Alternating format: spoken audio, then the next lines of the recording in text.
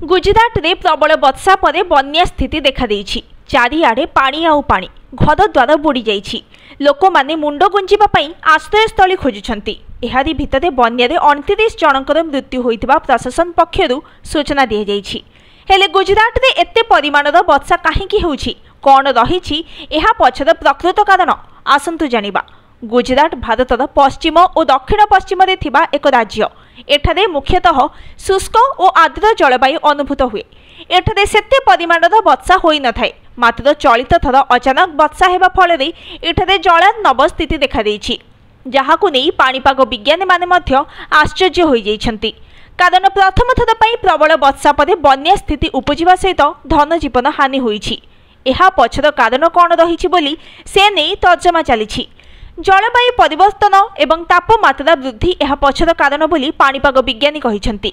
लगातार जलवायु परिवर्तन जोगु वर्षार एही ढांचारे परिवर्तन आसीछि।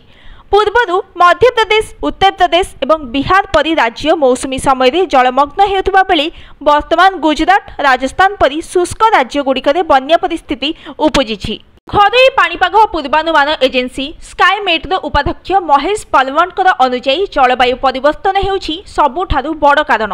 एही कारणरु राज्य गुड़िकरे वर्षार ढांचारे परिवर्तन आसीछि।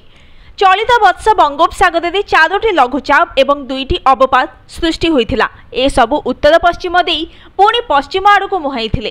केवल चलित वर्ष नुहे, लगातार 4-5 वर्ष धरी एही रूट रे एहा जिबाकू चेष्टा करुछंती। बढ़ुथिबा तापमात्रा वर्षार ढांचा बा पैटर्न रे परिवर्तन आनिछि, जेउ कारणरु शुष्क अंचल ओडिशा, छत्तीसगढ़, मध्य प्रदेश एवं गुजरात परि राज्य रे साधारण अपेक्षा अति प्रबल वर्षा हेउछि। भारतीय पाणीपाग विज्ञान केन्द्रर वैज्ञानिक सोमा सेन रायंकर कहिबा मुताबक पश्चिमबंग आड़कू अनेक लघुचाप क्षेत्र सृष्टि होइछि। सेगुड़िकर संख्या वृद्धि पाउछि, जेउथिपाई अनियमित भावरे वर्षा हेउछि। अगस्ट मासरे अधिक लो प्रेशर सिस्टम देखा जाए, जेउथिपाई अनेक राज्य रे प्रबलरु अति प्रबल वर्षा हेबार संभावना थाए। एहा एक साधारण प्रक्रिया। पाणीपाग ढांचारे कौनसी परिवर्तन होइनी।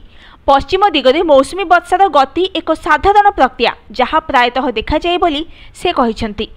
Bureau report, news today.